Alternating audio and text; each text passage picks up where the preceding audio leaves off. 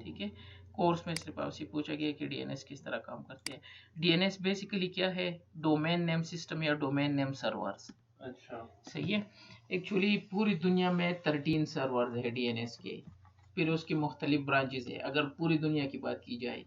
सही है, mobile on कर दो, मैं शो कर लेता हूँ आपको। डीएनएस बेसिकली क्या है, अपने मोबाइल में अपने दोस्तों के नाम लिख के है कि नहीं, उसके नंबर सिर्फ डायरेक्ट सेव किए हैं।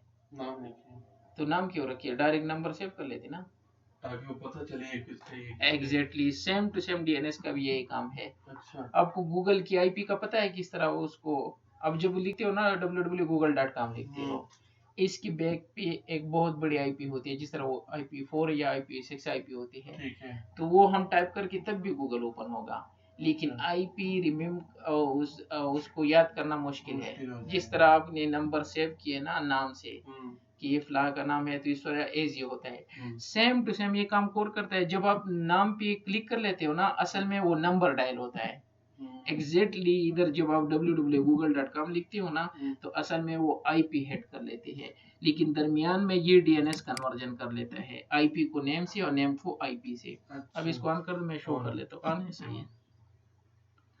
तो बेसिक अच्छा सही है। अगर इधर जाके ना, ये मैंने गूगल लिख दिया है, इजीली हम जाके google.com लिख देते और ये ओपन हो जाते हैं। असल में इसकी बैक पे आईपीज होते हैं, वो बाद में चेक करेगी, पहले आपको मैं जो 13 डीएनएस सर्वर है पूरी दुनिया में, हाँ मैंने अगर सेव, हाँ है, ये है, इसको रूट सर्वर्स कहते हैं। डीएनएस बेसिकली जो भी वेबसाइट होता है ना, वो डीएनएस के साथ रजिस्टर हो जाता है। जो भी वेबसाइट आप रजिस्टर करते हो ना, सपोज ये एक वेबसाइट है, ये होगा ही नहीं तो एरर देगा, क्योंकि डीएनएस के साथ रजिस्टर नहीं है।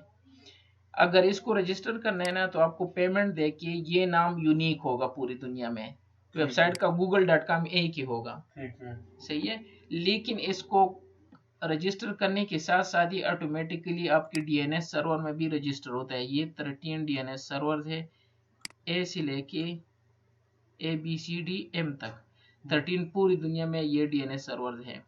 ये पता नहीं वर्जिन मेरे, ये यूएसए में है, ये इधर पे है, ये भी इन जगहों पे है, इनके फिर ब्रांचेज है, मिड्रेट है और न्यूयॉर्क है। एनी ये डीएनएस सर्वर्स है पूरी दुनिया में 13 ए से लेके एम तक। अच्छा। सही है, पूरी दुनिया। फिर इसके सब सर्वर्स है, इसकी डिटेल इधर भी डीएनएस सर्वर शायद हो, किसी और जगह भी पड़ा हो, लेकिन मेन डीएनएस सर्वर यही है। 13 रूट नेम सर्वर है जिनके पास ये हर नाम रजिस्टर होता है, google.com, ये yahoo.com, hotmail.com। अगर मैं इधर से कर लू ना, कोई भी है इनके पास सारे के सारे वेबसाइट, सारी वेबसाइट जो रजिस्टर है पूरी दुनिया में, तो इनके जब ये रजिस्टर करवाते हो ना, तो डीएनएस में भी इसकी एक एंट्री चली जाती है कि इसकी आईपी ये है और इसका ये एजी नाम है। असल में अगर मैं इधर लिखूं nslookup, ये कमांड है जिसके थ्रू हम डीएनएस की क्वेरी वगैरह कर लेते हैं, सही है। ये वैसे भी कोर्स में है, उसने कहा है कि क्लाइंट साइड में आप किस तरह डीएनएस को ट्रबल शूट करते हो। तो चूंकि अब मैं कर ये रहा हूँ, लेकिन ये ऑटोमेटिकली हो रहा है, सही है। तो ये कोर्स का इसे nslookup एक कमांड है, nslookup लिख दो, सही है। इसके बाद आप लिख दो जो भी वेबसाइट की डिटेल चाहिए, सपोज मैं कह रहा हूँ कि google.com की, ये कह रहा है कि गूगल का असल नाम ये है, इसकी आईपी ये है 216 ये। इसको अगर मैं कॉपी कर दूं ना, मैं किसी और वेबसाइट पे हूँ, सपोज मैं किसी और वेबसाइट पे चला जाता हूँ ताकि उधर से गूगल पे चला जाओ। फिलहाल मैं याहू में हूँ, अगर मैं उधर वही आईपी टाइप कर दूंगा ना, Ctrl+V 216 239 38 120, गूगल ओपन हो जाएगा, गूगल ओपन हो गया। असल में हर वेबसाइट के पीछे एक आईपी होती है, जो कि चूंकि नाम ये एलियस लिखे, एलियस मींस जो आम नाम हम देते हैं किसी को ना, उसके लिए होते हैं, तो इसका ये आसान नाम रखे, असल इसका नाम ये है। अगर ये टाइप कर दो तब भी गूगल ओपन होगा, सही है। कभी कभार एरर देता है, लेकिन ये उनका मेन नाम है, गूगल वाला एरर देता है, बाकी नहीं देते। तो गूगल ही ओपन होगा, क्योंकि ये गूगल का असल नाम है, ये आईपी है, आप आईपी से इसको एक्सेस कर सकते हो, सही है। या कोई और वेबसाइट है www.yahoo.com, तो याहू का असल नाम ये है। लेकिन ये याद रखना बहुत मुश्किल है। FD, ये अगर मैं इधर ये लिख दूं, अभी गूगल में भी याहू पे चला जाएगा, याहू पे चला गया। तो ये असल, इसका असल नाम ये है। ये इसकी IPv6 एड्रेस है, इसके पीछे ये काम कर रहे हैं। अगर आप इसको टाइप कर दो तब भी याहू ही ओपन होगा। यह इसकी 2 IPs है ये। अच्छा, तो हम इलियस लिख देते हैं याहू, क्योंकि ये बहुत इजी है, इजीली रिमेम्बर कर सकते हो yahoo.com। लेकिन ये कर कौन रहा है? मैं IP लिख दूं तब भी याहू ओपन होगा, अगर मैं IPv6 लिख दूं तब भी याहू ओपन होगा, और अगर मैं नाम लिखूं तब भी क्या होगा? याहू, सॉरी इसके साथ टाइप किया तो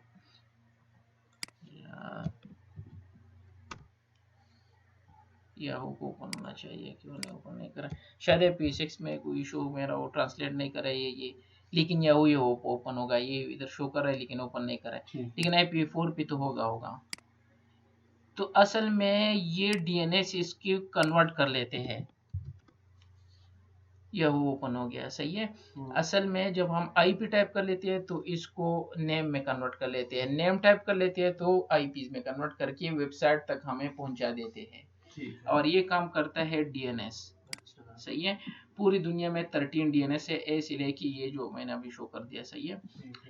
इसके अलावा इसके फिर सब सर्वर्स होते हैं और सारे नाम उधर रजिस्टर होते हैं, ठीक है। आपको डिटेल में जाने की जरूरत है, एटलीस्ट आपको पता हो, सही है। ये तो रहा, इसका नाम को चेंज कर लेते हैं।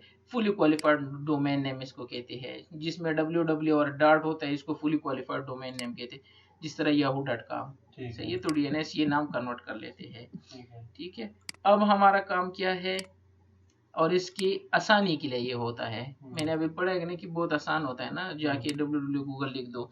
अगर मैं इधर से अपना कोई टोपोलॉजी ओपन करके आपको लोकली जो समझा दो तो ऐसी होगा, सही है। इधर से अगर मैं एक्सेसलेस वाला सपोज ओपन कर लेता हूँ कोई टोपोलॉजी, ये सारे सिस्टम्स हैं, इसके IP 1112 है और नाम इसका राउटर 2 है। अगर मैं इधर जाके चेक कर दूं ना तो इसका नाम राउटर 2 है, राउटर 2 है ना। मैं क्या कर सकता हूँ, अगर मैं इधर से पिंग करूंगा तो मैं सिर्फ और सिर्फ क्या कर सकता हूँ, एनेबल पिंग 1.1.1.2, इधर से पिंग करूंगा ना, पिंग हो रहा है, ये इसकी IP है ना। लेकिन मैं चाहता हूँ कि नहीं यार ये पूरे IP को निकलेगा यार, ये इस तरह होता कि मैं राउटर 2 लिखता और ये पिंग होता, लेकिन नहीं हो रहा है। हमें DNS सर्वर चाहिए ताकि ये दोनों की रिकॉर्ड रख दे। एक दफा मैं रिकॉर्ड उधर रख दूंगा, DNS चाहे मैं फिर R2 से करूँ या IP से करूँ, पिंग होगा, सही है। वो ट्रांसलेट खुद ऑटोमेटिकली करेगा, लेकिन अभी नहीं हो रहा है, मुझे एरर दे है ट्रांसलेटिंग। और ये ट्रांसलेटिंग, ये डोमेन सर्वर कौन है, DNS का नाम है, लेकिन इधर कॉन्फ़िगर नहीं है तो वैसे ब्रॉडकास्ट शो कर रहा है। तो मैं इसको, हम नॉर्मली क्या करते थे, Ctrl+Shift+6, क्योंकि हम यार DNS कॉन्फ़िगर ही नहीं है। यह इसका दूसरा तरीका ये था कि हम DNS को ऑफ कर लेते थे। आप किस तरह करते थे, नो IP डोमेन लुकअप, ये कमांड है। डोमेन लुकअप मींस इसको DNS में चेक करके बता दो कि कौन, इसलिए ये कर रहा है। अगर मैं इसको नो कर दूं, ये बाय डिफॉल्ट ऑन होता है राउटर पे। अब अगर मैं गलती से कुछ लिख दूं तो एरर नहीं देगा, डायरेक्ट कहेगा अनरिकॉग्नाइज। लेकिन इधर सर्च कर रहा था, क्योंकि मैंने कहा DNS को ऑन कर दो, बाय डिफॉल्ट ऑन होता है, और है नहीं, कॉन्फ़िगर नहीं है, सही है। बाय डिफॉल्ट ऑन होता है, by default domain name lookup on होता है। इस वजह से हम ऑल द टाइम अगर ये आ जाता था ना तो हम लिखते थे Ctrl+Shift, तो उस टाइम मैं नहीं बता रहा था, अभी मैं बता रहा हूँ। बाय डिफॉल्ट ये ऑन होता है, IP डोमेन लुकअप कमांड से ये ऑन होता है। ये DNS है, ये एक DNS ही समझो, मींस ये कह रहा है कि इसको सर्च कर दो कि अगर कोई DNS होता है कि इसको कन्वर्ट कर दिए, R2 कौन है, ये सर्च कर रहे हैं ना। अच्छा, सही है, क्योंकि DNS का काम यही है, ठीक है, सही है। लेकिन वे बाय डिफॉल्ट ऑन होते हैं तो मैंने ऑफ कर दिया, ठीक है। लेकिन अगर आपको चाहिए, ठीक है, तो मैं इधर जाके इसको दोबारा ऑन कर लेता हूँ। ये तो ऑन ऑफ का तरीका हो गया। अब कॉन्फ़िगर किस तरह करना है, क्योंकि अगर मैं R2 सर्च करूंगा तो ये एरर दे रहा है, सर्च कर रहे हैं, सही है। अगर मैं इधर से लिख दूं शो IP होस्ट, बल्कि शो होस्ट है, सही है, तो ये मुझे कह रहा है कि नेम सर्वर जो आपका है ना वो कॉन्फ़िगर नहीं है। अच्छा, वैसे है। ठीक है, तो अब दो तरीके हैं, या तो डीएनएस स्टैटिकली कॉन्फ़िगर कर दो, स्टैटिकली एंट्री भी कर सकते हो राउटर में। स्टैटिकली किस तरह, मैं आके इधर कर दूंगा config t IP host और इसके बाद लिख दूंगा सपोज R2 और R2 की IP लिख दूंगा, क्या है 1.1.1.2 है ना, ये हो गया। सही है। अब अगर मैं R2 को पिंग करूंगा तो मैंने स्टैटिक एंट्री किया, ये पिंग करेगा, हो रहा है। ठीक है, क्योंकि अगर मैं शो होस्ट कर दूं ना कमांड, ये कह रहा है कि एक होस्ट मेरे साथ रजिस्टर है जिसका नाम R2 है और IP ये है। ठीक है, जरूरी नहीं, अभी मैं हमने चेक किया तो गूगल के दो नाम थे, ये थे दो, 4-5 भी दे सकते हो। अगर मैं इधर से पिंग करूंगा टी, तो ये पिंग नहीं हो रहा है क्योंकि टी हमारे साथ रजिस्टर नहीं है। तो आप इस तरह भी कर सकते हो, कॉन्फ़िगरेशन पे जाके IP होस्ट कि 112 को कोई पिंग करे टी से या R2 से, दोनों सेम चीजें होंगी। अब करेगा, अगर मैं इधर पिंग टी करूंगा तब भी पिंग हो रहा है, और अगर मैं शो होस्ट कर दूं तो ये कह रहा है कि ये सेम IP दो बंदों को रजिस्टर है, R2 को और T को। मेरे पास ये दो होस्ट है, अगर कोई इस नाम से इसको कॉल करे या IP से, मैं इनको पहुंचा दूंगा सब। लेकिन ये स्टैटिक एंट्रीज है। अच्छा, क्योंकि ये तो R2 में है, इधर से अगर मैं R3 से आके R2 पिंग करूंगा, मैंने क्या कॉन्फ़िगर किया था R2, इधर से अगर R2 में पिंग करूंगा नहीं करेगा। ये कह रहा है कि मेरे पास इस रिकॉर्ड नहीं है इस तरह का कोई बंदा, पिंग R2 नहीं कर रहे हैं। और इसलिए नहीं कर रहे हैं ना, अगर मैं R2 को उधर अब बढ़ाते तो बड़ा लिख देता हूँ सपोज, तब भी नहीं करेगा। रीजन क्या है, इधर भी वो एंट्री सेम होनी चाहिए। तो मैं तो 500 राउटर होंगे, 500 राउटर में सेम कमांड लिखता जाऊंगा, तो इस वजह से एक सेंट्रलाइज जगह चाहिए।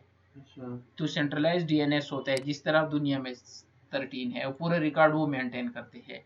तो मैं लोकली इसको डीएनएस बना दूंगा इस सर्वर को, इधर आके सर्विसेज पे जाके इधर डीएनएस सर्विसेज होगा, ये डीएनएस, और मैं लिख दूंगा R2 और R2 की IP क्या है 1.1.1.2 और इसकी एंट्री कर दूंगा ऐड। जितनी भी इस IP को जितनी भी नाम असाइन कर दो, मैंने R2 असाइन कर दिया ये ना, सेम इधर ये R3 है, R3 की IP क्या है 2.1.1.2 ऐड कर दिया। सेम टू सेम R1 की भी कर दूंगा, R1 इसकी क्या है 1.1.1.1। एक PC का भी कर लेता हूँ, इस PC का IP क्या है PC1 की, PC1 की IP है 192.168.0.2। सेम टू सेम ये एंट्री जो है ये ए रिकॉर्ड, ये हर डीएनएस में इस तरह होती है। पूरी दुनिया में जो 13 डीएनएस सर्वर है ना, उसमें भी हर वेबसाइट की इस तरह रिकॉर्ड होती है जिस तरह मैंने ये सब की। फर्स्ट टाइम ये करना पड़ता है। अब जाके एक सेंट्रलाइज डीएनएस मेरा बन गया, इसमें पूरा रिकॉर्ड है, चाहे आईपी हो या नाम हो, एक नाम दो 10 नाम दो, ये आप पे डिपेंड करता है।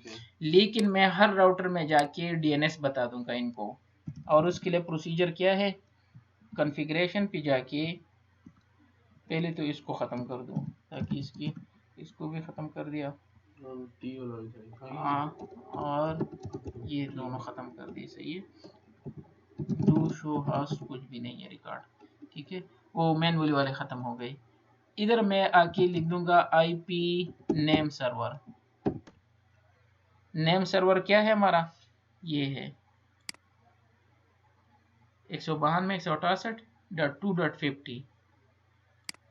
इधर क्या लिख दूंगा 192.168.2.50। सेम टू सेम ये हर राउटर में सिर्फ ये लिख दूंगा कि अगर आपको कोई क्यूरी की जरूरत है, सही है, तो इस बंदे से रुजू करो, इस सर्वर से जाके डिटेल ले सकते हो। इधर भी पेस्ट कर दिया, सही है, वही डिटेल जो हमने उधर सर्वर में कॉन्फ़िगर की है, ये ऐड की है। हाँ, अगर उसकी मुताबिक कोई डिटेल चाहिए, लेकिन मैं इनमें सारे स्टैटिकली कॉन्फ़िगर नहीं करूंगा, मैं डायरेक्शन किसका दूंगा, उसका। ठीक है। और ये तो हो गया, लेकिन सिस्टम में किस तरह हम करते हैं? सिस्टम में भी हम डेस्कटॉप पे जाके इधर डीएनएस की एंट्री होती है, याद है? हर एक में अगर मैं आपकी मोबाइल से कनेक्ट हूँ ना, तो डीएनएस के बगैर ये पॉसिबल ही नहीं है कि मैं वेबसाइट पे चला जाऊँ। और नॉर्मली हम क्या लिखते हैं? डीएनएस 8.8 लिखते हैं, जो गूगल का डीएनएस है। ये डीएनएस सर्वर है मेरा, डीएनएसपी ये है, डीएचसीपी भी ये है, गेटवे भी ये है। अब ये कॉन्फ़िगर करेंगे डीएचसीपी, इसके बाद डीएचसीपी आ रहा है, ठीक है। तो ये डीएनएस लाजमी है। तो मैं सेम टू सेम अगर पीसी में जाके इसको कह दूं कि पिंग करो R2, पिंग R2 तो हमने कॉन्फ़िगर किया था ना, नहीं कर रहा है, क्योंकि ये कह रहा है कि यार मेरा डीएनएस ही कॉन्फ़िगर नहीं है। मुझे बताओ कि ये कौन करेगा ये काम जिसका है उसकी आईपी मुझे बताओ। तो उसकी आईपी क्या है? 192.168.2.50 था ना, मेरे ख्याल में यही था, 2.50 था शायद, 2.50। अब जाके मैंने इसको बता दिया, अगर किसी ने कोई और वर्ड दे दिया और उसको ट्रांसलेट करना है तो इससे रुजू करा। अब जाके अगर मैं इधर R2 पिंग करूंगा, ये कर रहा है। इससे पहले सेम कमांड मैंने टाइप किया, ये कह रहा है ये क्या कर रहे हो आप? सही है। सेम टू सेम इस राउटर पे जाके अभी मुझे पूरी आईपी की जरूरत नहीं है, मैं इस तरह लिख सकता हूँ, पिंग R2 पिंग हो रहा है, पिंग R1 पिंग हो रहा है, पिंग R3 पिंग हो रहा है, पिंग PC1, मैंने खैर में PC1 था एक, आगे नहीं थी कुछ डिटेल, ठीक है। तो ये मेरे लिए भी आसानी है, PC1 लिख दो, ये लिख दो, तो हम कर सकते हैं। DNS चलो यानी इसका मतलब है DNS भी दो तरीके से यूज होता है, एक इंटरनली और एक जो इंटरनेट पे चल रहा है। इंटरनली भी, हाँ इंटरनली। अब डीएनएस हम नॉर्मली सर्वर 2003, सर्वर 2008, सर्वर 2012 और अभी सर्वर 2016 जो आया है, उसमें डीएनएस हम कॉन्फ़िगर करते हैं। उसका मेन मकसद क्या है? और वो लोकल होता है। अभी मुझे डीएनएस आपका क्या शो कर रहा था? मुझे लोकल ऐप की आईपी शो कर रहे हैं, ये तो आपके मोबाइल की आईपी है ना, डीएचसीपी भी यही शो कर रहा है और डिफॉल्ट गेटवे भी। तो फिर मैं नेट पे किस तरह जा रहा हूँ? असल में मैं इसको हेड कर रहा हूँ, इसकी डीएनएस में फिर ओवरऑल डीएनएस की एंट्रीज होते हैं, ये 13 सर्वर्स उधर होते हैं ऑटोमेटिकली। अच्छा। जब आप डीएनएस कॉन्फ़िगर करते हो, तो जब क्वेरी इसके पास चली जाती है, अगर लोकल हो तो लोकली करके दे देगा, लोकल इसका रिकॉर्ड इस तरह शो करेगा जिस तरह इस वेब सर्वर में है। अच्छा। लेकिन जब वो बाहर गूगल पे जाएगा ना, तो अगर यार ये मेरे बस की काम नहीं है, ये एक और डीएनएस है, मैं उसको दे देता हूँ, ठीक है, तो वो आगे फॉरवर्ड कर लेता है। अच्छा। लेकिन डीएनएस को आप लोकली भी कॉन्फ़िगर कर सकते हो और ओवरऑल भी होता है। वो बहुत लंबा चौड़ा टॉपिक है और उस इसको में इसकी कोई कॉन्सेप्ट नहीं है कि डीएनएस कॉन्फ़िगर कर दो या कर दो, ये सिर्फ रिसेंटली इसमें डाला है। अच्छा, कि एटलीस्ट आपको आइडिया हो डीएनएस का, और मैं इसलिए वो आइडिया सिर्फ दे रहा हूँ। इससे सिर्फ थ्योरेटिकल क्वेश्चन आते हैं, कोई कॉन्फ़िगरेशन वगैरह इसकी है ही नहीं। सही है, तो सिर्फ आपकी समझ में आए कि ये काम किस तरह करते हैं, उसके लिए करते हैं, ठीक है। तो ये हमने क्या, आपकी डोमेन लुकअप इसको ऑन ऑफ कर सकते हो, डीएनएस को आईपी नेम सर्वर से हम दे सकते हैं या आईपी डीएनएस सर्वर से, सही है। और ये हमने स्टैटिकली एंट्री कर दी, और ये कमांड होता है, सही। ये कमांड है भी नहीं वो कोर्स आउटलाइन में, सिर्फ उसने कहा कि किस तरह होता है, तो मैंने इस तरह इसको लिख दिया, ठीक है, ये क्लियर है। अच्छा, एक और क्वेश्चन इसका है कि ट्रबल शूट किस तरह करोगे कि डीएनएस नॉर्मली हमारा वेबसाइट काम नहीं करता, जिस तरह भी मैं पिंग कर रहा था इस सिस्टम से, तो पिंग नहीं हो रहा था क्योंकि मेरी डीएनएस एंट्री नहीं थी, ठीक है। तो इसको दो तरीकों से चेक कर सकते हो, ipconfig/all, इधर आपको चेक करना है कि मेरा डीएनएस कॉन्फ़िगर है कि नहीं है, कॉन्फ़िगर है एक। दूसरा कमांड है ns lookup, और इधर लिख दो, तो इधर भी मुझे आ रहा है कि हमारा डीएनएस ये है, ठीक है। इधर आप लिख सकते हो कि R2 कौन है, वो बता देगा R2 1112 है, ठीक है। R1 कौन है, ये कह रहा है कि 111 है, ठीक है। R3 क्या है, ये बता रहा है, और PC1 क्या है, तो उसकी आईपी, तो ये डीएनएस बता रहे हैं। तो अगर ये सब कुछ शो करे तो आपका डीएनएस सही कॉन्फ़िगर है। तो ये सिर्फ आपको पता होनी चाहिए कि क्लाइंट साइड पे डीएनएस, अगर आपका नेट काम नहीं कर रहा है तो आपने क्या करना है, ipconfig/all और ns lookup से आप चेक कर सकते हो कि आया डीएनएस क्या है। नॉर्मली हम फ्लश कर लेते हैं, हम इस तरह करते हैं, इधर आके ना ns lookup यूज करते हैं, इसको एग्जिट कर दो। दूसरा ipconfig /dns यूज करते हैं, इससे पूरी डीएनएस की डिटेल खत्म चलो हो जाती है। जो एंट्रीज वगैरह होती है, ये जो वेबसाइट के कैशेज होते हैं ना, ये तो इसकी सब डिटेल्स का ख़त्म करते हैं। इसके बाद एक और बहुत सी कमांड है, लेकिन चूंकि वो डिटेल में नहीं जाना चाहता और डीएनएस ने इसके कोर्स का हिस्सा है, तो यहाँ तक वेट कर लेते हैं। सही है, यहाँ तक क्लियर है डीएनएस किस तरह और हमने किस तरह इसको कॉन्फ़िगर कर दिया। अच्छा, आगे जो नेक्स्ट टॉपिक हमारा है वो डीएचसीपी सर्वर है, जो कि लाजमी टॉपिक इसलिए है ना, चाहे छोटे ऑर्गेनाइजेशन, चाहे होम राउटर हो ना वो वाईफाई, तब भी डीएचसीपी कॉन्फ़िगर होता है। इट मींस डीएचसीपी होम से लेके एंटरप्राइज लेवल तक हर जगह यूज होता है, क्योंकि इसकी आसानी है। 500 सिस्टम को आईपीज असाइन करना मैनुअली बहुत डिफिकल्ट काम है। एक दूसरा, कभी कभी नई डिवाइसेस मोबाइल आ जाती है, आईपैड कनेक्ट होते हैं, तो ये मुश्किल होगा कि आप मैनुअली टाइप कर दो।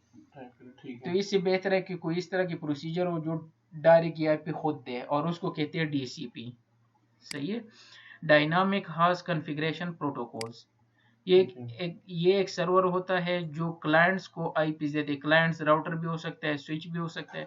इस वजह से मैंने एक इधर राउटर भी डाला है, स्विच भी डाला है, सर्वर्स भी डाला है और सिस्टम भी डाले हैं। क्लाइंट कुछ भी हो सकता है। तो डीसीपी सर्वर हम कॉन्फ़िगर करके, डीसीपी सर्वर भी कुछ भी हो सकता है, आपका राउटर भी हो सकता है, लेयर 3 स्विच भी हो सकता है, विंडोज सर्वर 2003 भी हो सकता है।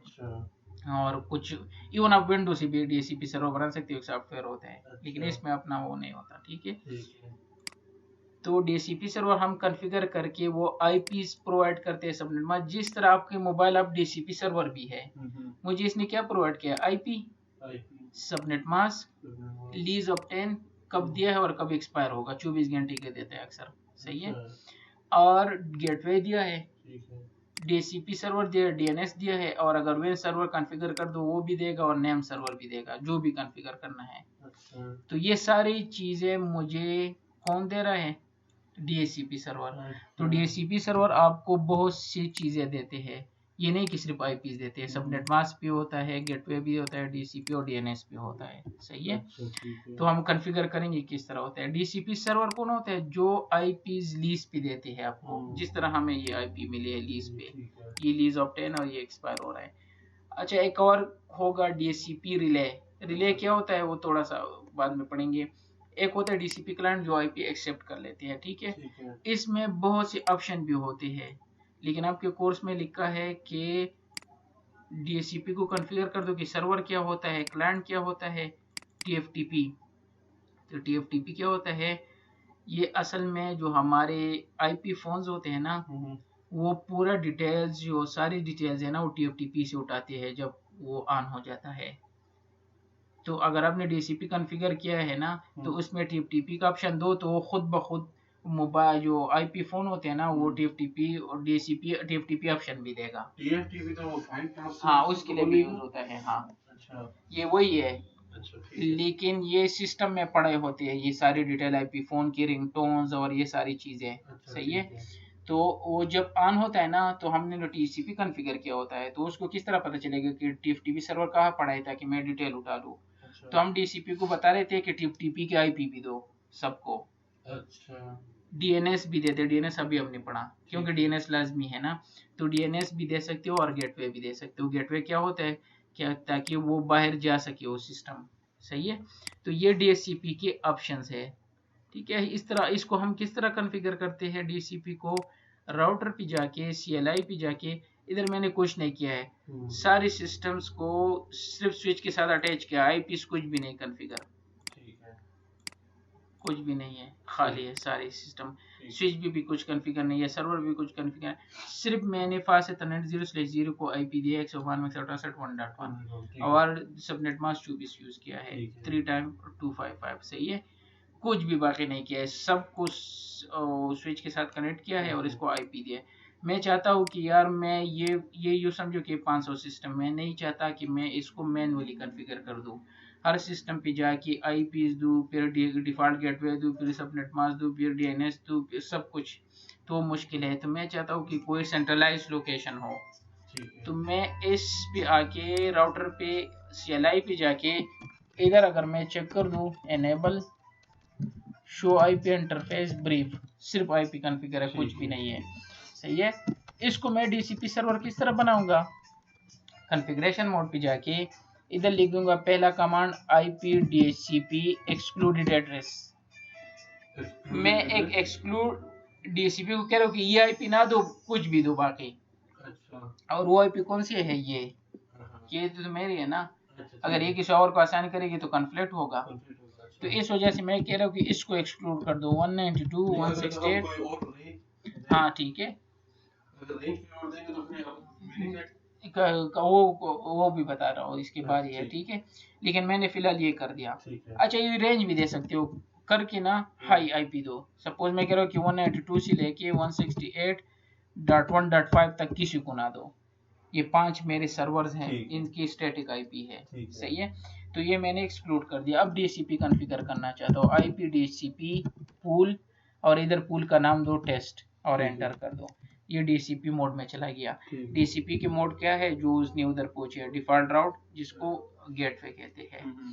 कि गेटवे कौन होगा, डिफॉल्ट राउट, तो 192.168.1.1 इसी सर्वर की IP। जिस तरह आपके केस में डिफॉल्ट राउट हमारा क्या है, ये है ना 43.1, तो मैंने कहा 1.1 जो मेरा राउटर है मेन, सही है। इसके बाद DNS है, जिस तरह हमें भी DNS मिला है। तो DNS सपोज मैं दे देता हूँ गूगल का 8.8.8.8, सही है। इसके बाद है नेटवर्क की, कौन से नेटवर्क से IP दो, तो मैं कह रहा हूँ कि 192.168.0.0 नेटवर्क से, जिसका सबनेट मास्क क्या है, ये होता है ना, कि इस रेंज से IP दो। लेकिन स्टार्ट ये करेगा 5.6 से, क्योंकि 5 तक हमने क्या किया है, एक्सक्लूड किया है। इसके 192.168.1.0 नहीं आएगा, 1.0 आएगा, सॉरी। हाँ, इसको हटा के और इसको 1, सही है। इसके बाद हमारे पास है ऑप्शन। ऑप्शन में बहुत से है जो भी अपनी कॉन्फ़िगर करना है। मैं सिर्फ कॉन्फ़िगर करना चाहूँ TFTP कि TFTP की सर्वर की IP भी दो, तो 150 लिख दिया। इसके बाद IP लिख दो, और सपोज मेरा TFTP सर्वर 1.1.1 है, वो लिख दो, खत्म। DHCP ऑप्शन ये एक्स्ट्रा कोड होता है, 150 TFTP के लिए यूज होता है, कि उन्होंने कहा है कि ये DHCP कॉन्फ़िगर कर दो, लेकिन इसमें TFTP का ऑप्शन भी दो। DNS का हमने दे दिया ना, DNS 888 दे दिया, गेटवे 192.168.1.1 दे दिया, सही है, ये कर दिया। लेकिन उसने कहा कि TFTP भी दो, तो TFTP के लिए जो तरीका होता है ना, वो हम ऑप्शन के थ्रू करते हैं। ऑप्शन लिखते हैं 150 TFTP के लिए होता है। मैंने कहा TFTP दो, TFTP सर्वर की IP 111 है। सपोज इधर सपोज आपका TFTP सर्वर ये है, और इसकी IP 111 है, ठीक है। सपोज ये सर्विसेज इधर TFTP ये है, सही है। तो ये इधर से ऑटोमेटिकली ये चीजें उठा सकता है IP फोन, ये उसके लिए बेसिकली हम करते हैं, सही है। तो मैंने ये 11 इसलिए दिया, मैंने वैसे सपोज किया, अगर हो तो आप दे सकते हो इस तरह, ठीक है। लेकिन हमें ये 150 कैसे पता चला वो TFTP? अच्छा, ये पोर्ट्स है, ये लिखे 0 से लेके 254 तक, ठीक है। हर चीज के लिए अलग कोड है। 150 यूज होता है TFTP के लिए, कोड हमें कहां से मिलेगा? ये ऑलरेडी आपको पता होगा, आप गूगल भी कर सकते हो, लेकिन मेरे ख्याल में 1-2 कुछ और थे, मैं भूल गया हूँ कि उसके लिए क्या थे। लेकिन आपको ये याद हो कि 150 जो होता है वो TFTP के लिए होता है। हाँ, तो इसलिए मैंने लिख दिया, ठीक है। ये DHCP कॉन्फ़िगर हो गया। अब जाके ये ऑटोमेटिकली किस तरह करेगा, तो हम जाके अपने सिस्टम पे ये ऑटोमेटिक कर लेते हैं ना। अगर आपको याद हो, हम प्रॉपर्टीज पे जाके नॉर्मली इस तरह कर लेते हैं, जब TFTP अगर कॉन्फ़िगर हो, और DHCP ये ऑटोमेटिकली कर लेते हैं। तो सेम इधर भी हम आ रहे हैं इस सिस्टम पे, और स्टैटिक से मैं क्या कर रहा हूँ, DHCP, क्योंकि ये पहला है ना, तो इसको 6 दे दे, क्योंकि 5 तक हमने क्या किया थी, रिजर्व। IP भी दिया, सबनेट मास्क भी दिया, गेटवे भी दिया, और DNS भी दे दिया, सही है। अब जाके दूसरा, तो सिस्टम्स तो आसानी से ले सकेंगे, DHCP कर दो, IP मिल जाएगी, मिल गई ना, ठीक है, ये तो इशू नहीं है। अब राउटर को किस तरह साइन करोगे, मैं कह रहा हूँ कि राउटर भी ऑटोमेटिकली IP उठा ले। तो राउटर पे जाके, सही है, एनेबल मोड पे अगर मैं इधर लिख दूं शो IP इंटरफेस ब्रेक, कुछ भी कॉन्फ़िगर नहीं है ना, तो कौन सा इंटरफेस है, G0/0, मैं उधर जाके इंटरफेस G0/0 पे जाके इधर लिखूंगा नो शटडाउन। पहले तो इसको आप ऑन करना है ना, IP एड्रेस लिख दूंगा, लेकिन खुद से आसान नहीं करूंगा, इधर क्या लिख दा, DHCP, सही है, और नो शटडाउन अब ये ऑटोमेटिकली इधर आईपी उठा लेगा, ये थोड़ा सा टाइम लेगा। और हम जाते हैं स्विच पे, कि स्विच किस तरह उठा लेगा। स्विच पे जाके CLI पे जाके इधर एनेबल मोड पे, चूंकि डिफॉल्ट स्विच है, सारी वीलैन्स जो है ना, सारे पोर्ट्स एक ही वीलैन में है, तो मैं वीलैन 1 को आईपी असाइन करूंगा, क्योंकि पोर्ट को तो हम आसान नहीं कर सकते। वीलैन 1 पे गया और इधर लिख दिया नो शटडाउन, और सेम इधर भी लिख गया IP DHCP, sorry IP address DHCP. मैं कह रहा हूँ कि मैं खुद से नहीं दे रहा हूँ, इसको ऐड मिल गया ऑटोमेटिकली कि मुझे ये आईपी मिल गई, ऐड सबनेट मास्क ये मिल गया, और हाउस नेम मेरा स्विच है। और अगर हम इधर से अब चेक करें शो आईपी इंटरफेस ब्रीफ, तो वीलैन 1 को ये आईपी असाइन हुई है डीसीपी के थ्रू, मैनुअल नहीं है। सही है। अगर राउटर पे जाके, राउटर ने अभी तक नहीं उठाया, ये टाइम लेता है राउटर, ये वाला लेता है वो, वैसे वो उसी टाइम उठा लेते हैं। अभी तक लिखा है डीसीपी मेथड, अभी मिल गई 192.168.9 इसको मिल गई। सही है। तो डीसीपी के थ्रू ये नहीं है कि ये आपको, ये मेथड डीसीपी है और इसको आईपी मिल गई। सेम टू सेम सिस्टम्स को भी डीएनएस डीसीपी सब कुछ ऑटोमेटिकली मिल गया, क्योंकि हमने एक सेंट्रलाइज्ड डीसीपी सर्वर कॉन्फ़िगर किया है और उसमें सारे ऑप्शन दिए हैं। इस वजह से हमें जब ये ऑप्शन मिल रहे होते हैं ना, तो ये सब उधर डीसीपी कॉन्फ़िगर होता है, और डीसीपी हमें ये सारी चीजें प्रोवाइड करते हैं। इसमें और चीजें भी कॉन्फ़िगर कर सकते हो, क्योंकि कोर्स आउट होता है और इधर उसके ऑप्शन नहीं होते। पैकेट ट्रेसर में मुझे अभी जीएनएस पे जाना होगा, लेकिन जरूरत नहीं है। ठीक है। तो ये था डीसीपी सर्वर, हम राउटर से किस तरह डीसीपी सर्वर बनाते हैं। लाजमी नहीं है, आप इस तरह भी कर सकते हो, इसकी जगह स्विच लेयर 3 स्विच रख दो, सेम वही कमांड अप्लाई कर दो, वो भी क्या बनेगा, डीसीपी सर्वर बन जाएगा। सही है। लेकिन नॉर्मली राउटर ये होता है। अब आते हैं, कोर्स में एक और चीज पूछा है, रिले सर्वर तो हमने बना दिया, क्लाइंट भी हमने चेक कर दिए, टीएफटीपी का ऑप्शन 150 लिख के वो खुद ब खुद उधर से उठा लेगा। डीएनएस के लिए भी हम डीएनएस सर्वर लिख दिया, गेटवे के लिए आईपी डिफॉल्ट राउट लिख दिया और वो उसने उठा लिया। सही है। लेकिन अब ये रिले क्या है, बेसिकली रिले कब होता है, उसके लिए मैं पहले टोपोलॉजी ओपन करके DHCP2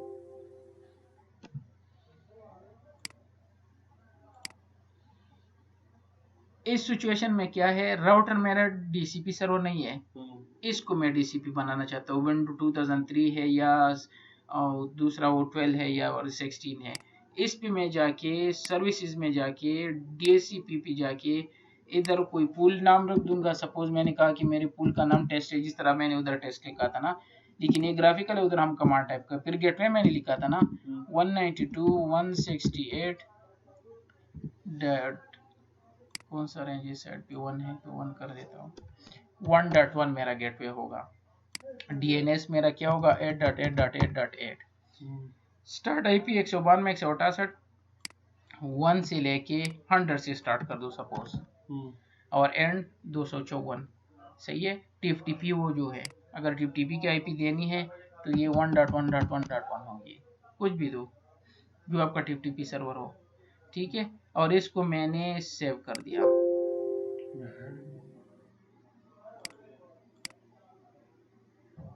ठीक है। ये टेस्ट के नाम से आ गया। डिफॉल्ट गेटवे ये है, पूल का नाम टेस्ट है, स्टार्ट आईपी ये है, 154 मैक्सिमम यूजर है, क्योंकि 100 तो चलेंगे ना, 254 तक होते हैं। टीएफटीपी ये है। ये मेरा इधर कॉन्फ़िगर हो गया, डीसीपी सर्वर मैंने कॉन्फ़िगर कर दिया।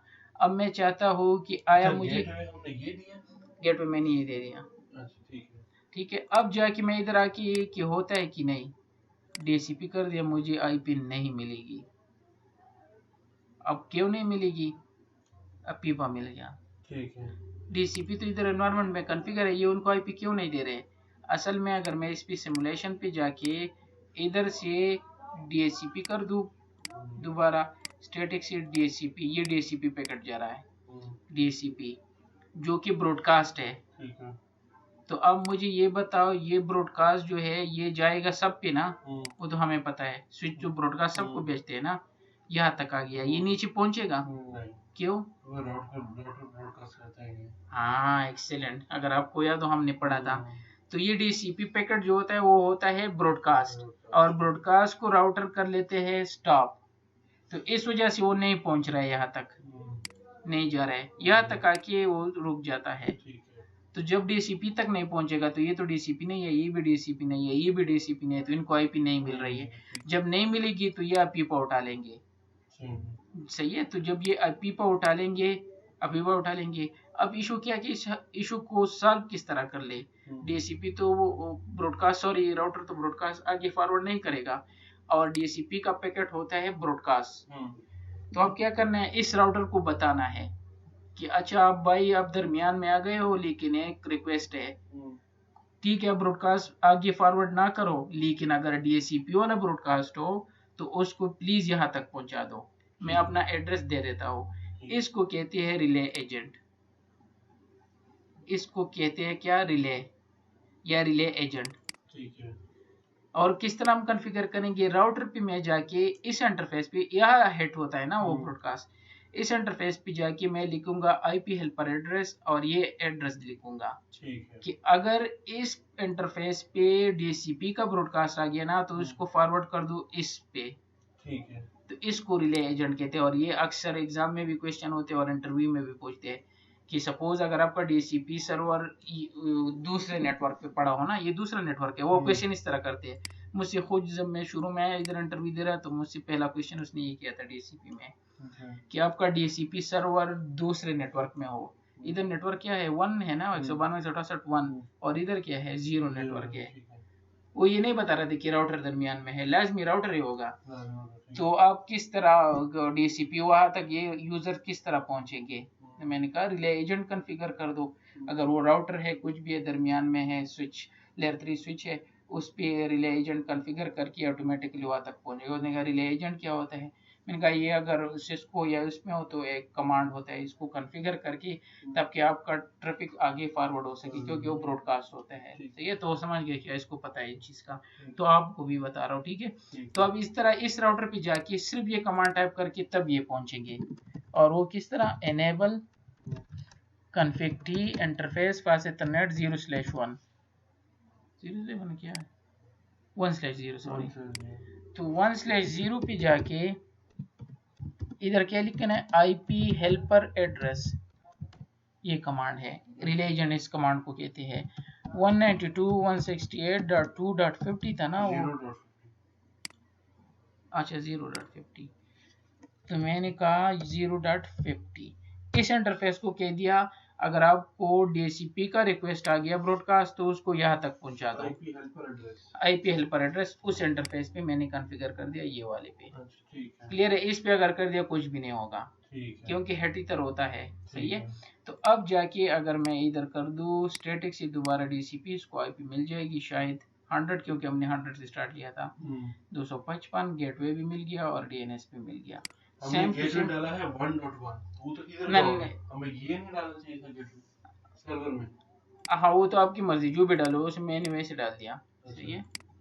तो इधर मैंने ये कर यहाँ में जो 1.1 डाला है, हाँ आपकी मर्जी, लेकिन इसके लिए गेटवे ये है ना, ये सारे इधर ही आएंगे, तो इसलिए मैंने ये दिया है, ठीक है। तो ये इसका गेटवे हो गया, ये इसका DNS हो गया, और सारे सिस्टम अब इधर चाहे स्विच हो, चाहे VLAN हो, चाहे राउटर हो, चाहे सर्वर्स हो, सबको IPs मिल जाएंगे। और क्यों मिल रही है अब दोबारा चेक कर लेते हैं। इधर जाके इसको ये कर देते हैं DCP रिक्वेस्ट, ये DCP रिक्वेस्ट है, ये जाएगा फॉरवर्ड, क्योंकि ब्रॉडकास्ट है सब पे जाएगा, सब कहेगा यार हमारे पास DCP नहीं है, ये क्रॉस करेगा, ये भी क्रॉस करेगा, ये भी क्रॉस करेगा। राउटर कहेगा अच्छा मुझे किसी ने कॉन्फ़िगर किया है, DCP रिक्वेस्ट होगा तो आगे फॉरवर्ड कर दो, अभी जा रहा है, इससे पहले नहीं जा रहा था। फिर ये कहेगा ठीक है ये वापस लो, मैं उनको IP दे रहा हूँ, ये IP उनको पहुंचा दो। और IP के साथ सबनेट मास्क भी होता है, गेटवे भी होता है, सब कुछ होता है। और इस तरह ये पैकेट पहुंच के जब हम चेक कर लेते हैं ना तो इसको IP असाइन होते हैं, जो कि सिमुलेशन में है, तो खत्म कर देते, इसको 102 IP असाइन कर दिया उस पैकेट में दोबारा सेंड करके, ठीक है, सही है। DCP ऑफर होता है, रिक्वेस्ट होता है, फिर एक और होता है, और फिर एक्नॉलेजमेंट होता है, लेकिन वो भी इसे हटा दिया कोर्स से। पिछले में ये था कि कौन सी होता है, तो फर्स्ट ब्रॉडकास्ट होता है, वो फिर रिक्वेस्ट सेंड कर लेते हैं, रिक्वेस्ट के बाद वो ऑफर और फिर एक्नॉलेजमेंट। हाँ ये तो वैसे मैंने आपको कॉन्फ़िगर करके दिखा, आपको इससे क्वेश्चन आएंगे, मैं सिर्फ रिले एजेंट आपको कॉन्फ़िगर कर, सॉरी ये है DCP, ठीक है। मैंने इधर पूल का नाम दे दिया, जिस तरह हम उधर देते थे IPDCP पूल और पूल नेम। तो यहाँ जो हमने गेटवे दिया ये वाला, ये इस वाला देना है या इस वाला देना है? हाँ, अगर इस तरह की केस हो तो ये सही है, क्योंकि इनकी रिक्वेस्ट तो पहले इधर आएगी ना, तो इनके लिए तो गेटवे ये बन गया। अच्छा, ठीक। हाँ, फिर तो ये देना पड़ेगा। ठीक है। नॉर्मली ये कहाँ यूज होता है DCP? हर जगह, मैंने बता दिया कि हमारे घर से लेके इवन मोबाइल फोन से लेके इसके साथ अगर मैं कुछ अटैच करूंगा तो DCP ऑटोमेटिकली इसमें ऑन होता है और मुझे IPs मिल जाते हैं। तो उस हमारे घर से लेके जो वायरलेस डिवाइस हमें ये STC वाले देते हैं या मोबाइल वाले, उसमें भी DCP कॉन्फ़िगर होता है। उससे लेके एंटरप्राइज लेवल तक हर जगह DCP है। सवाल ही पैदा, चाहे वो छोटा ऑर्गेनाइजेशन हो, बड़ा ऑर्गेनाइजेशन हो या एंटरप्राइज हो, कुछ भी हो, DCP हर जगह आपको मिलेगा। इसके कॉन्सेप्ट आपको क्लियर होने चाहिए कि किस पर्पस के लिए हम यूज कर रहे हैं। ठीक है, सही है। इंटरनली जो हम अपना नेटवर्क जो बना रहे हैं, हाँ, उसमें भी DCP हम DHCP सर्वर में यूज करते हैं हम लोग। अगर सर्वर हाँ, नॉर्मली कुछ ऑर्गेनाइजेशन में सर्वर 2003 या टू सर्वर बाकी सर्वर्स उसमें कॉन्फ़िगर होता है DCP। कुछ ऑर्गेनाइजेशन में router as a DCP server होता है। कुछ ऑर्गेनाइजेशन में layer 3 switch as a DCP server होता है। तो ये डिपेंड करता है उसके बजट पे, उसके और क्या पे टोपोलॉजी पे, कि वो किस चीज को DCP सर्वर बनाना चाहिए। लेकिन होगा हर जगह। ठीक है। TFTP मुझे समझ नहीं आया कि वो उसका टेलीफोन से रिलेटेड क्या काम है? असल में जो हमारा IP फोन होता है ना, ये IP फोन TFTP तो हम लोग उसके लिए यूज नहीं करते थे, और ना उसके लिए भी यूज करते हैं, ये वही चीज है। हाँ। असल में ये TFTP सर्वर इधर है ना, उसका फोल्डर ये था पड़ा है ना, इसमें हम रख देते हैं IP फोन की सारी चीजें, कॉन्फ़िगरेशन। अच्छा। IP फोन की सारी कॉन्फ़िगरेशन इधर होता है, क्योंकि उसमें मेमोरी आपको खुद की नहीं होती। वो TFTP सर्वर से सारी चीजें उठा लेती है, कॉन्फ़िगरेशन, टोन्स, ये सारी चीजें। तो सपोज ये समझो ये TFTP और ये IP फोन की सारी फाइल्स है, वो इधर हम रख देते हैं। ये पड़ा है इस सर्वर पे, सर्वर का IP है 1.1.1 सपोज ये है। अच्छा, ठीक, सही है। तो IP फोन है वो फिर इस तरह अपनी कॉन्फ़िगरेशन, हाँ, लेकिन वहाँ उधर हमने DCP कॉन्फ़िगर किया है, वो तो IP सिर्फ देंगे, TFTP का तो कुछ भी नहीं है। तो जब वो IP इसको मिल जाएंगे, इधर IP फोन उठा लेता है वो, किधर गया, ये IP फोन है। मैं इसको भी अटैच कर सकता हूँ। सपोज मैंने इधर अटैच कर दिया, इधर इसको स्विच और इसको स्विच के साथ अटैच कर दिया। सपोज ये क्या हो रहा है, मैंने केबल गलत लगा दिया।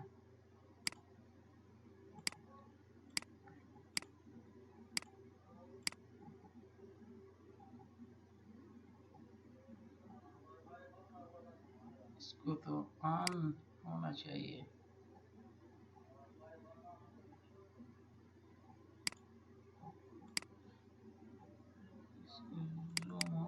सॉरी,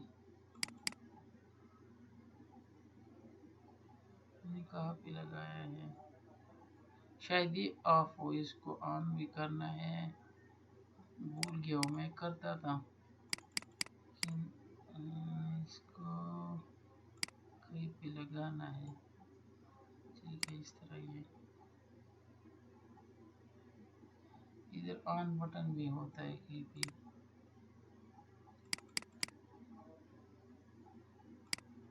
पावर लग गई, बस लग गई, ठीक है, फिर इस तरह ही। अब क्यों नहीं हो रहा है, तो शायद अब इसके साथ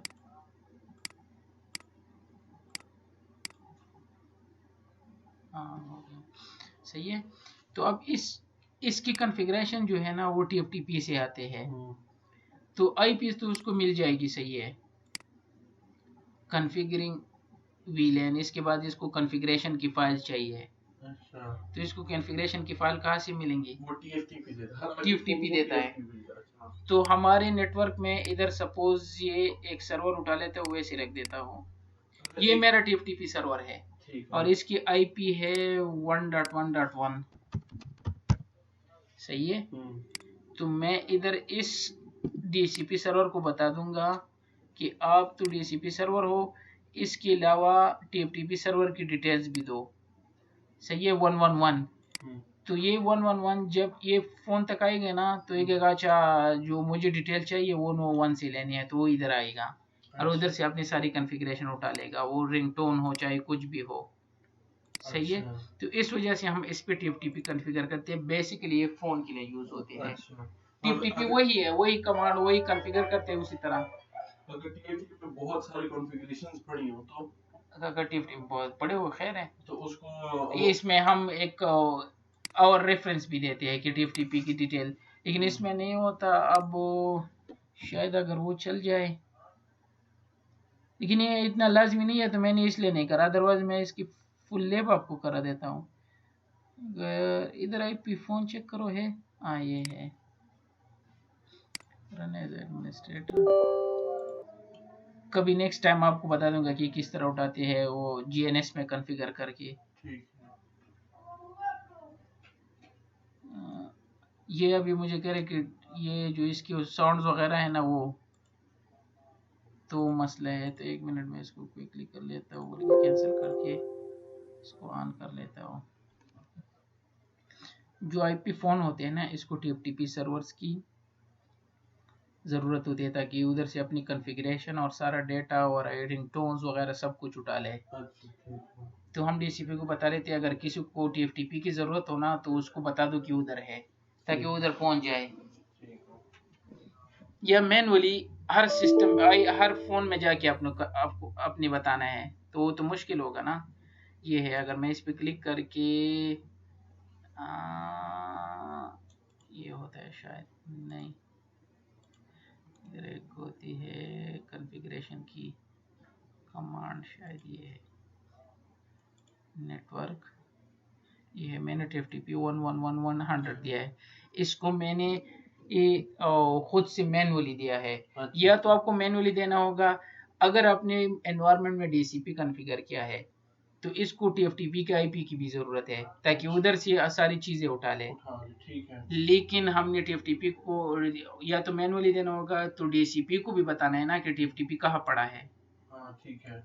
तो या तो हर एक की ये जाके देना है या खुद से मैंने लूप बैग के साथ इसको कनेक्ट करके आपको बता दूंगा, क्योंकि ये टीएफटीपी के बगैर काम ही नहीं करता ये फोन, इसको सारी चीज़ों की ज़रूरत पड़ती है। तो इस वजह से डीएससीपी में एक ऑप्शन होता है 150 के नाम से, 150 के बाद जो आपका टीएफटीपी सर्वर है ना वो आईपी दो, तो जिसको टीएफटीपी की आईपी की जरूरत हो जिस तरह डीएनएस की जरूरत होती है तो वो उधर से उठा लेगी सारी डेट। हाँ तो इसके लिए हम करते हैं।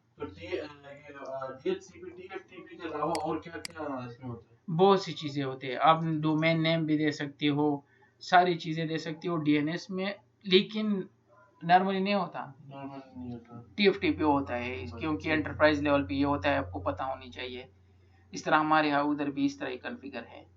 उसकी प्रैक्टिस मैं इसी पे करता था, उधर जो जिस तरह कॉन्फ़िगर है तो मैंने फिर उस तरह वो एनवायरनमेंट बना दी, दिखा भी दूंगा कभी, तो मैं करता था क्योंकि हमें वॉइस और आईपी भी दिए है ना, फोन वगैरह ये सब हमारे हैंडल में, तो शुरू में मेरा कोई एक्सपीरियंस नहीं था उसमें, तो बहुत से मसले थे, सिर्फ ये पता था कि यार डीसीपी में ये होता है, ये सारी चीज़ें थोड़ा बहुत पता था, लेकिन उधर देख के फिर मुझे पता चलेगा हाँ ये इस तरह होता है। तो चूंकि वो भी कर लेता हूँ ना तो फिर मैंने वॉइस भी स्टार्ट कर दिया खुद से, तो सारी चीज़ें सीख ली ताकि मुझे मसला ना हो, लेकिन वो इतना मुश्किल नहीं है। मैंने क्या बताने वाला था, चलो लैब दिखा दूंगा फिर। अच्छा डीसीपी में बहुत ऑप्शन होते हैं लेकिन नॉर्मली ये यूज होता है डीएनएस और नेटवर्क डिफ़ॉल्ट राउट और वही चीज़ें। हाँ क्लियर में इसमें कोई क्वेश्चन? ठीक है।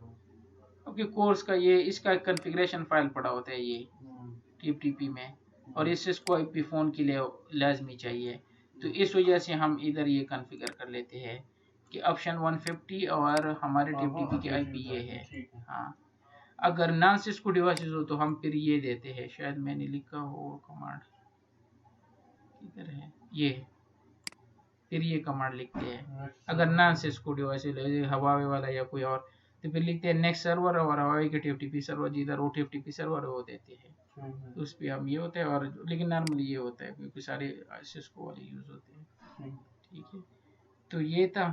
अच्छा डीसीपी को चेक करने के लिए, सॉरी मैं वो कमांड भूल गया हूँ, तो उसके चेक करने के लिए ये कमांड है, अगर आपने चेक करें कि किस किस को आईपी असाइन हुए हैं, ठीक है, तो आईपी डीसीपी बाइंडिंग के थ्रू कर सकते हो। शो आईपी टीसीपी बाइंडिंग, जिसको आईपीज असाइन होना उसके आईपीज और मैक एड्रेस आपको बता देगा। पोर्ट भी नहीं, सिर्फ वो बता देगा मैक एड्रेस और आईपीज, क्योंकि वो मैं कर चुका हूँ तो उसकी क्लियर भी कर सकते हो ये। ठीक है। अच्छा, डीसीपी का अगर कोई इशू आ जाए ना तो उसके लिए हम कौन सी कमांड यूज करते हैं, IP config/release और renew। अच्छा, सही है। सपोज इधर इनको आईपीज मिले हैं ना, ये है, तो अगर इसमें कोई इशू हो और मेरा कोई काम कुछ नहीं कर रहा हो तो हम लिखते हैं IP config/release। रिलीज में क्या लिख, सब कुछ 0 हो गया, कुछ भी नहीं है। और दोबारा क्या लिख देते हैं, IP config/renew, तो आईपी दोबारा डीएचसीपी सर्वर से आसान होती है। ठीक है, ये हो गया पीसी में या ये पीसी में। ठीक है। ठीक है, दूसरा क्या हो सकता है, शायद आपने कॉन्फ़िगरेशन में कोई गलती की हो। सपोज मैं इधर आके डीएचसीपी में कुछ गलती कर लेता हूँ। सपोज ये जो है ना, इधर मैंने 0 लिख दिया, नीचे वाला नेटवर्क लिख दिया और इसको सेव कर दिया, सही है। और कॉन्फ़िगर राउटर में कुछ और लिख दिया, इधर उधर ये सारी चीजें कॉन्फ़िगरेशन गलत लिख दिए, तो डेफिनेटली इनको आईपीज नहीं मिलेंगे। तो हमने वो डिटेल चेक करनी है कि शायद उधर कौन सा मसला है, हमने कौन सी डिटेल गलत डाल दी है। तो डीसीपी में जो आपने कही अभी नहीं मिल रही है, क्योंकि हमने उधर नेटवर्क डिफरेंट दिया है, गलत और गेटवे एक है और डीएनएस कुछ और है और सब कुछ गलत है। अगर राउटर भी कॉन्फ़िगर किया हो ना तो शायद इधर कॉन्फ्लिक्ट आ रहा हो या कुछ और हो। जिस तरह हम किस तरह कॉन्फ़िगर करते हैं, आईपी डीसीपी एक्सक्लूडेड लिख देते, सपोज एक को एक्सक्लूड कर दिया, फिर आईपी डीसीपी पूल और इसका कुछ नाम लिख देते और इसके बाद ये लिख देते डिफॉल्ट राउट। सपोज डिफॉल्ट आउट में मैंने 1.1 लिख दिया और डिफॉल्ट आउट हमारा है 192.168.1.1, तो वो तो नहीं पहुंचेगा, वो पैकेट 1 तक फॉरवर्ड करेगा, 1 उधर होगा नहीं, सही है। तो ये कॉन्फ़िगरेशन चेक करने है। सपोज डीएनएस मैंने दे दिया 6.6.6 और 6.6 डीएनएस किसी का है ही नहीं, क्योंकि गूगल का 888 हम नॉर्मली वही देते हैं, या 444 है या 4422 है, तो वो गलत मैंने कर दिया। नेटवर्क हमें जो चाहिए था ना, जिस नेटवर्क से आईपी देनी चाहिए थी उसकी जगह मैंने कुछ और लिख दिया, सही है। और सब नेटमास्क मैंने 255.0.0.0 दे और इसको चाहिए कि 3 टाइम 255 होना चाहिए, तो ये भी गलत है। इस तरह की ऑप्शन, या टीएफटीपी वो आईपी फोन टीएफटीपी तक नहीं पहुंच रहा है।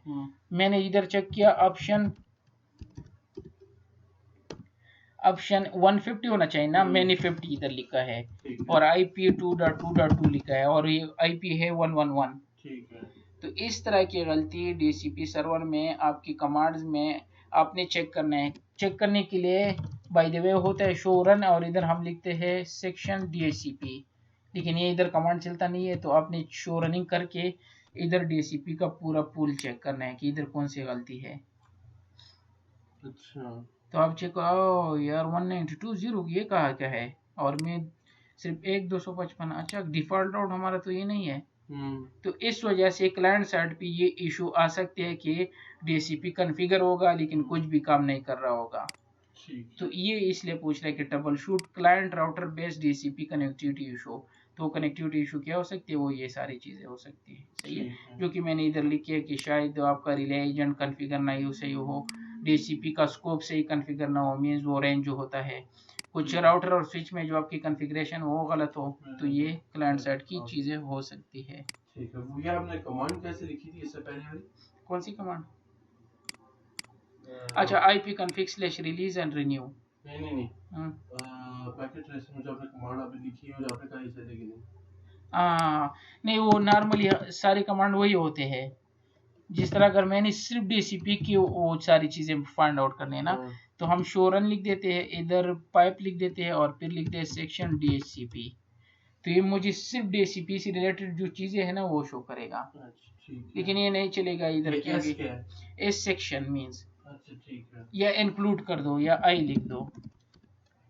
मैं इनको कह रहा हूँ कि वो चीजें कॉन्फ़िगरेशन रनिंग कॉन्फ़िगरेशन चोट उठाओ जिधर डीसीपी लिखा है, तो पूरा रनिंग कॉन्फ़िगरेशन मुझे शो नहीं करेगा, लेकिन जिधर डीसीपी हो वही शो करेगा। ये आगे आपका प्रैक्टिस इन चीजों पे होगा सीसीएनपी लेवल में, लेकिन अनफॉर्चुनेटली सीसीएनए में ये कमांड हम यूज नहीं करते क्योंकि कंफ्यूजन होता है कि ये क्या है, पाइप क्या है और ये क्या है। लेकिन एंटरप्राइज लेवल पे मसला ये है कि उधर कॉन्फ़िगरेशन 1000 लाइन्स की होती है, तो अब शो रनिंग में ये फाइंड आउट करना मुश्किल होता है, नीचे जाके ऊपर जाके, तो इस वजह से यही कमांड फिर काम आते हैं। ठीक है, तो ये डीसीपी से रिलेटेड चीज़ें थी और डीएनएस से रिलेटेड। इसमें कोई क्वेश्चंस हो या कुछ हो तो आप पूछ सकते हो।